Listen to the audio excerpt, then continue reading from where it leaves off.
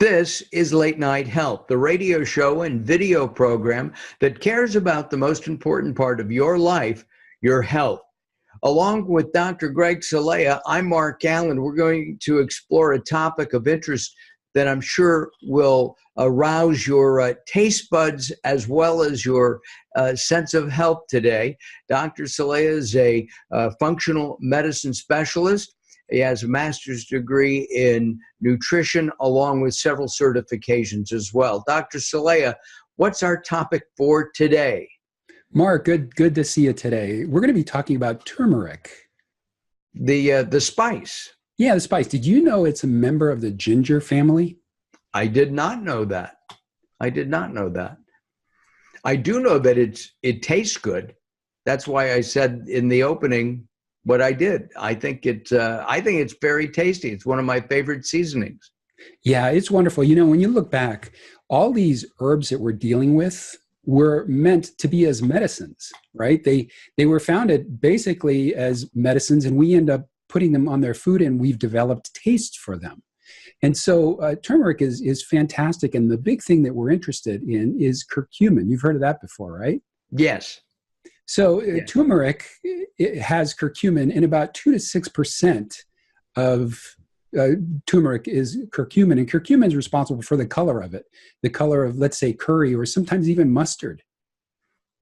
And it's a yellow orange, sometimes even a deep orange color.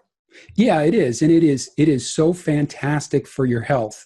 I use it a lot with patients, depending upon what we see going on with them. There's a lot of inflammatory issues that can really make a difference with curcumin. And there's different forms of curcumin. You have the tetrahydrocurcumin, the dimethyloxycurcumin. There's other ones. But basically, it's a great antioxidant against reactive oxygen species, which can help deal with DNA damage. And so it's huge for inflammation and also gene issues as well. I know that some people are taking it for brain health. Not only, I have a friend who takes it on a daily basis, curcumin, for brain health, and she says it helps her with her memory. Well, it does have neuroprotective properties. It can help with depression, Alzheimer's, and other type of neurological issues. And is it because of the gene expression or the anti-inflammation? You know, it's hard to say. The research hasn't been a lot yet at this point, but it really is growing. When we deal with inflammation, it helps the glutathione pathway and it inhibits the NF-kappa beta pathway, which is inflammatory. The big thing, though, that we're seeing is the cancer properties of curcumin. They're seeing a definite help with colorectal, prostate, and breast, and sometimes even pancreatic cancer. And what they're saying is it decreases the proliferation of the cells. It increases apoptosis. I don't know if you've heard of that before. I have not. It's the ability of the cell to kill itself when something goes wrong. So it's a protective measure. And the cells literally commit suicide? Pretty much. And basically it also helps with decreasing angiogenesis, which is the circulatory system that really is developed to help feed these cancer cells and tumors. What kind of dosage is that on average? Everybody's different, but should you take 200 milligrams a day, 1,000 milligrams, 5,000 milligrams? Well, I think it really depends upon the individual and what we have going on. You don't want to just take something to take it. I see so many patients coming in, they're on all kinds of stuff. And if you're dealing with a deficiency, that's one thing. If you're just taking a bunch of stuff because you heard it like on a show like this, you may cause more problems than good just for the fact that, your body may not need it. But if somebody has inflammatory issues, we'll even give them up to 10 grams a day. 10,000 units a day? 10 grams. Yeah. Wow. But it really depends. It's not everybody, and I don't suggest it for everybody. So there's different reasons, and there's different health issues. For example, diabetes. It helps with diabetes. Right. HIV and even virus. Oh my! It's you said something here. You said if people shouldn't necessarily just take it to take it, but if the body can't use it, doesn't it just slough it off? Well, this is a little bit different because there is some fat solubility to this. This is really not that bioavailable in our foods. And so we're taking it as in supplements. So for example, if you want to get it in your foods and you're doing a lot of the curries and the turmeric, that's fine. But when you start taking this stuff, the way we're getting it into the system is with really good liposomal type of supplementation. And there's a couple of different ones that I use. One of them is my own brand, Curcuminoid, which is great. And it's got different forms of curcumins in there. And another one is an Apex brand, which is like a liquid. And it's in a fat base as well. So it has to be done the right way. You can't just go ahead and get curcumins and try to get them in your system. It doesn't necessarily work. Some of them even use pepper to enhance the bioavailability and the absorption. Yeah, black pepper is used a lot in supplementation as a flowing device, if you will, or making a wide variety of supplements more bioavailable. Yeah, and this is how it works as well. And some supplements we use it, some we don't.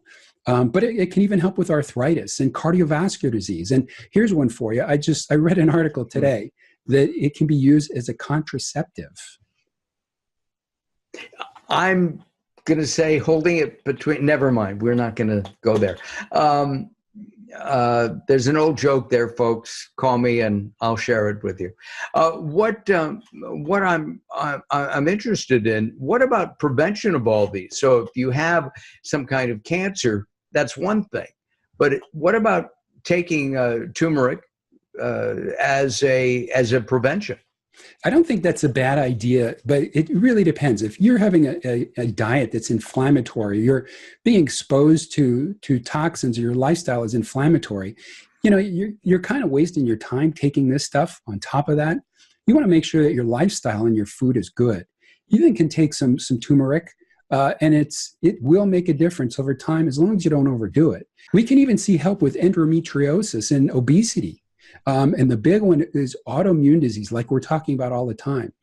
We even see a big difference in autoimmunities, rheumatoid arthritis and other autoimmune disease. Is consuming turmeric in our food enough or not? Do we need to supplement? It goes back to, it really depends. If you want to reduce inflammation, it's a great supplement to take on a daily basis. Just don't overdo it, right? You're not going to do 10 grams. It's not necessarily healthy unless you have an inflammatory situation. To minimize your omega-6s, which are inflammatory, and increase the omega-3s, a real good thing as well, in addition to fish oil, really good, clean fish oil. Those three things can make a big difference with your inflammation. And there's so many other things as well that we can talk about with inflammation. It's just a matter of being able to test and really find out what's going on. But curcumin's a great supplement. Has there been any studies on people of, say, India, that they have a less incidence of certain disease states because they do have a lot of turmeric in their diet? I mean, tons of it. There has been research, and they have showed a propensity to have lesser of certain diseases. Are you attributing it just to curcumin? It's kind of hard to do, right? Just because they have less of a disease in a certain area, are you going to be able to blame it on a certain supplement? I don't know. It's kind of hard, but you would have to see a lot more research to really go down that path. But here again, right? Herbs are medicines, or the spices are herbs, which are medicines, and that's a huge, huge benefit to our health. And the standard American diet doesn't really use a lot of these different spices or herbs. That's true, and we've talked about food as medicine. And I've talked about that for years as well, especially eating clean is a great way of maintaining health. Yeah, and I think you have to develop a taste for it early in life. There's so many times I want to go out to lunch and have Indian food, and I'll ask my friends, and I can't get anybody to go. Right? They're not used to it. You got to call me. Well, you and I, we can go. We've done it. Yeah, we can go, but so many don't want to go to Indian food. They just haven't developed the taste. And for me, I love the taste. I love all the different tastes, and I know the health benefits. And that's why it's important to make sure that you really have a good diversity of different foods, different herbs and spices, because they all have their benefit in your health. And I have to recommend that people try Indian buffets for lunch, because those are very popular. They're less expensive than the dinners. You have a wide variety of dishes. Many of them are vegan or vegetarian, and I think and they taste good, and they have a lot of turmeric or curcumin. Yeah, they do. And we'll have to talk about buffets, because I have my own idea about buffets. But they're too much food. We'll talk about that one day. Well, I guess we're anything else before we wrap up here on turmeric, Doctor? No, you like I said, you have to be careful. Don't overdo it. There are contraindications. Gallstones are one of them. It can thin blood. There's other medicines that you shouldn't consume when taking large doses of curcumin, or vice versa. So it's a matter of doing your homework. Don't just do this blindly.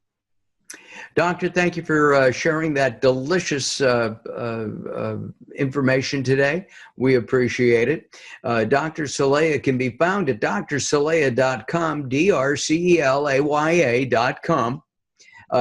Look around, lots of information, lots of articles, audios, videos, and of course, you can sign up for a free 15-minute consultation with Dr. Celaya. I'm Mark Alyn. You can find me at latenighthealth.com. That's latenighthealth.com. For Dr. Celaya, I'm Mark Alyn. We'll see you next time.